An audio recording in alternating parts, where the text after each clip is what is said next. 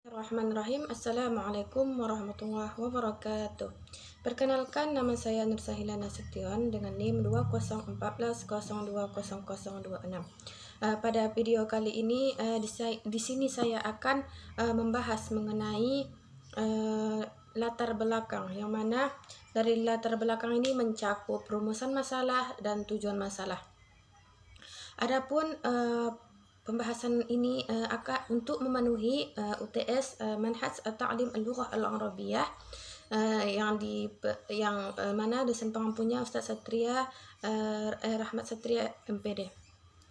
Mungkin langsung saja. Adapun judul dari pembahasan saya yaitu meningkatkan kemampuan membaca bagi para peserta didik di kelas 7 MTSN Pondok Pesantren At-Thahiriyah. Langsung saja, sebelumnya kita membahas mengenai latar belakang tersebut, yaitu mengandung pengertian dari membaca tersebut. Apa sih rumusan masalah dari judul yang saya angkat dan tujuan dan rumusan masalahnya. Adapun yang pertama sekali membaca. Membaca di sini adalah merupakan suatu keterampilan berbahasa yang harus dimiliki oleh setiap orang untuk memperluas pengetahuan, pengalaman, dan mempertajam penalaran dan mempertinggi daya pikir. Jadi dari membaca ini kan adalah suatu proses. Suatu proses untuk penangkapan dari ilmu tersebut. Apabila kita membaca, maka kita akan mendapatkan suatu proses dari belajar tersebut. Mungkin di sini saya contohkan saja. Kita lah kalau nggak tahu membaca, pasti kita sulit untuk mendapatkan informasi dan lain sebagainya. Baru selanjutnya mengenai tanpa belajar membaca, maka seorang peserta didik itu tidak akan bisa melakukan suatu proses belajar tersebut. Makanya kan kita akan berjenjang-jenjang di sekolah itu terlebih dahulu, sekolah TK, SD, SMA atau sederajat MTS, aliyah.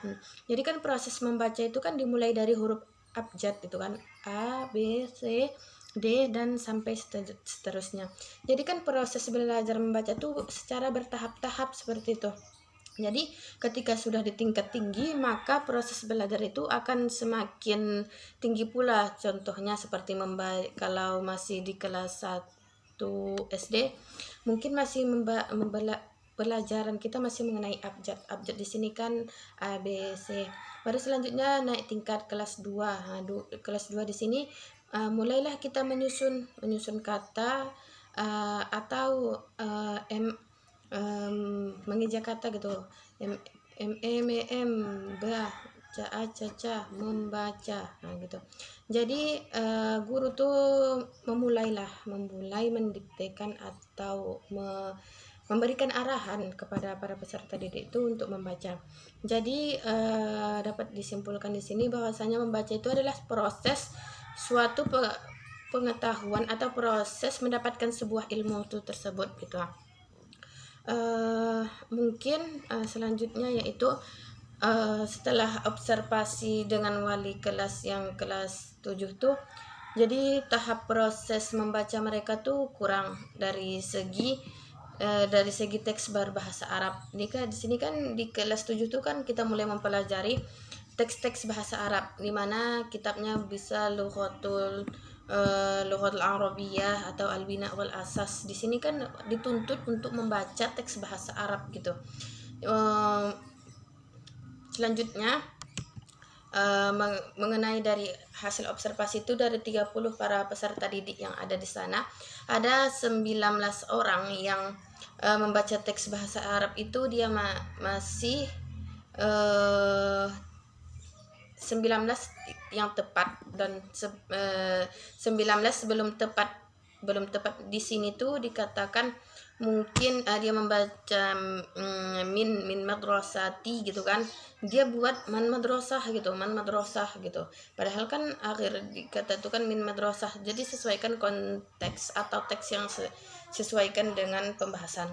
Baru 11 orang di sini dia tuh belum paham sama sekali atau masih kurangnya kosakata dari pengetahuan tersebut.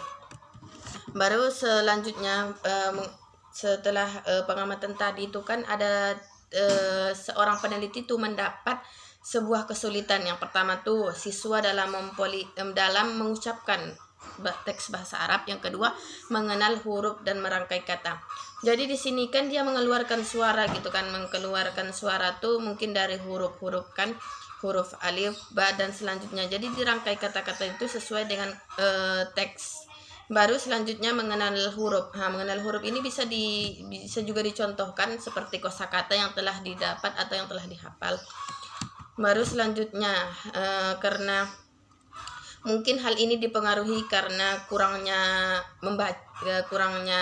membaca, selanjutnya kurangnya minat para peserta didik itu dalam membaca. Adapun kalau menurut anak pribadi mengenai kurangnya minat membaca ini, mungkin para peserta didik itu dapatlah menggambarkan bahwasanya mereka dalam metode bagaimana yang bisa mereka memahami akan pembelajaran itu. Dicontohkan saja seperti belajar nahu sorab kan. Nahu sorab ini di sini kan dia dituntut untuk merangkai kata-kata dari satu kalimat saja bisa berkelanjutan. Contohnya seperti fa'ala kan. Fa'ala yaf'alu fa'lan. Fahuwa fa'ilun wa dzaka maf'ulun if'al la taf'al maf'ilun mif'alun. Jadi kan fa'ala di sini kan dia berbentuk fi'il madhi. Apabila dia selanjutnya ke dalam fi'il mudhari itu dia dimasuki salah satu huruf fi'il mudhari'ah gitu. Huruf mudhari'ah ini sini kan alif, waw, nun dan ta. Itu. Jadi apabila salah satu huruf mudhari'ah itu masuk, maka bisa kita katakan bahwasanya itu fi'il mudhari gitu. Baru adapun penjelasan dari fi'il mudhari ini kan yaf'ilu, sedang memperbuat. Jadi hal tersebut tuh sedang memperbuat. Dia itu masih dalam proses gitu. Baru selanjutnya mengenai if'al. If'al ini kan bentuk fi'il amar. Amar di sini maksudnya memerintahkan. If'al, perbuatlah gitu. Jadi mungkin syarat dari pembuatan fi'il amar ini ia menggunakan kata pekerjaan gitu. Pekerjaannya dia menunjukkan untuk memerintah. Baru selanjutnya la taf'al. La taf'al ini di sini kan adalah menunjukkan larangan. Jangan engkau memperbuat. Jadi mungkin tanda dari sini adalah la ini dari sini adalah melarang, jangan engkau memperbuat. Sampai seterusnya. Jadi kalau menurut Ana mungkin guru pertama sekali itu kan menjelaskan di papan tulis dan memberikan penjelasan apa sih fi'il mudhari itu, fi'il amar tuh, fi'il dan selanjutnya berikan mereka beberapa latihan untuk mengasah mereka mengasah pemikiran mereka tentang apa yang telah mereka ketahui gitu. Baru selanjutnya mungkin dari cara bervariasi sebagaimana dalam model pembelajaran bahasa Arab yang pernah kami bahas waktu kemarin di kelompok 2. Di situ dia menggunakan metode bervariasi, di mana di sini mungkin bisa saya contohkan dalam teks bahasa Arab menggunakan isim yang tasrif yang 10. Di sini tasrif yang 10 itu kan seperti contoh yang pertama tadi. Jadi di sini Ana membuatkan tasrif yang tasrif 14 menggunakan yang masih simpel sih, yaitu huwa, huma, hum, hiya, huma, hunna, anta, antuma, antuna, ana, nahnuha. Jadi kan bisa tuh. Jadi dari segi bervarian itu memiliki kemenarikan dari suatu proses belajar tuh gitu ya. Jadi kalau menarik suatu pembelajaran tuh, maka para peserta didik tuh akan lebih fokus atau lebih menarik gitu daripada yang monoton saja seperti itu. Mungkin disuruh membaca teks saja tanpa mengetahui apa makna di dalamnya. Baru selanjutnya adapun tujuan dari penelitian yang telah diteliti tadi, yang pertama untuk mengetahui kemampuan para peserta didik itu peserta kelas 7 tuh sebelum diadakannya metode membaca nyaring. Membaca nyaring ini adapun seperti yang saya contohkan itu mengenai variasi dari metode. Jadi kalau di sini contoh dari metode membaca nyaring itu seperti ini. Mungkin salah satu guru tuh membaca teks berupa berbahasa Arab. Contohnya qala Muhammadun huwa ibnu Maliki. Jadi disuruh tuh para peserta didik tuh tolong lanjutkan apa teks seterusnya. Jadi di situ guru dapat memberikan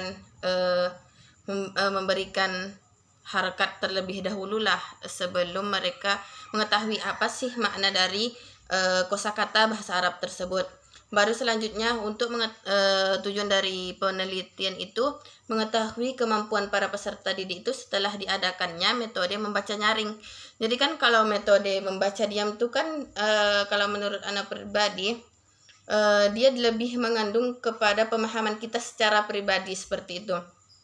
Contohnya apa makna dari fa'ala di sini mungkin dia mencari di dalam kitab-kitab lah. Apa sih makna fa'ala tuh? Mungkin dari kitab sorob atau tasrif yang lain tuh disesuaikan. Baru selanjutnya itu dalam pembacaan somitah. Jadi dia cuma mengetahui secara dia pribadi gitu. Jadi kalau dia membaca secara jahriyah gitu, si pembaca dan si pendengar itu akan sama-sama dapat memahami jika apa yang dibacanya itu dipahaminya gitu. Baru selanjutnya tujuan penelitian itu untuk mengetahui sejauh mana peningkatan para peserta didik itu setelah diadakannya metode tersebut gitu. Kan kalau dalam metode membaca diam tuh hanya dia sendiri yang tahu. Jadi sedangkan membaca secara jahriyah atau nyaring ini dia dan para teman-temannya juga dapat memahami secara kontekstual saja dan secara teks. Mungkin dia juga dapat menjelaskan berupa kalau kana di sini hurufnya dia adalah berbentuk fiil nakis gitu. Dia menjelaskan dari awal sampai akhir tentang pembahasan bab-bab yang dijelaskannya seperti itu. Baru selanjutnya adapun rumusan masalah yang terkandung di dalam pembahasan saya pada kali ini, yaitu apa sih pentingnya membaca nyaring itu dalam dunia pembelajaran. Kalau secara pengertian saja tadi kan sudah saya jelaskan bahwasanya membaca itu adalah suatu proses untuk mendapatkan suatu pengetahuan itu ya dengan cara membaca secara somitah ataupun jahriyah. Somitah itu kan untuk diri pribadi dan jahriyah ini untuk kita dan si para pendengar. Baru yang kedua, bagaimana sih manfaat membaca nyaring sebagai transformasi ilmu.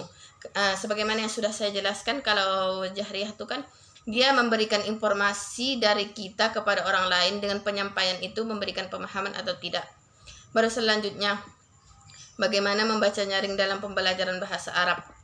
Mungkin terlebih dahulu disiapkan berbentuk file atau kertas yang berbahasa Arab. Selanjutnya itu dibaca dan didengarkan oleh halayak ramai. Halayak ramai ini mungkin bisa dikatakan guru yang paham akan teks tersebut. Jadi ketika para peserta didik itu membaca, jadi setelah dia menyelesaikan pembacaan teks bahasa Arabnya, guru dapat menjelaskan bahwasanya di dalam teks ini mengandung ini. Mungkin bisa di sini saya contohkan ke Ja'a Jaidun. Ja'a di sini kan bisa dia berbentuk bukan bisa sih, dia berbentuk fi'il dan fa'il. Adapun fi'ilnya itu Ja'a telah datang. Dan Jaidun di sini adalah dia pelaku yang berjalan itu telah berjalan oleh si Zaid, akan si Zaid. Jadi kan dia bentuk fi'il. Fi'il di sini fi'ilnya ja'a, fi'il ma'di mabni 'alal fathi la mahalla laha minal i'rab. Ja'a di sini kan fi'il madi mabni 'alal fathi, yang dibina atas patah kan ja'a. Akhir kalimat itu kan dia berbaris patah.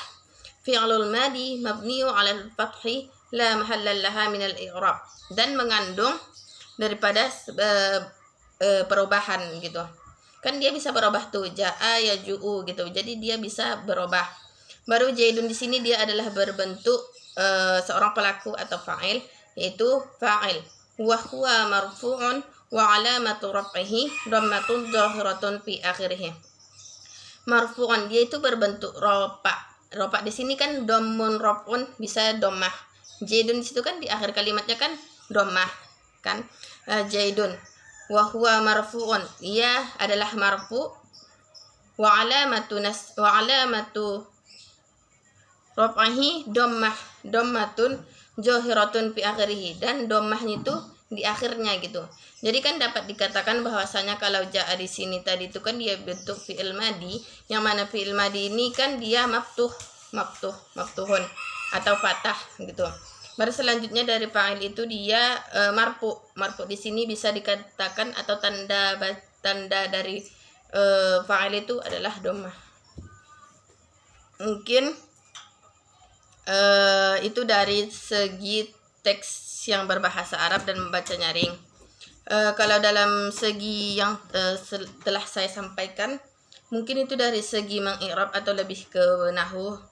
Jadi contoh dari membaca nyaring tersebut tuh disediakan dulu berupa teks baru dibaca per kata per kata. Jadi disesuaikan apabila dia masuk kepada amil-amil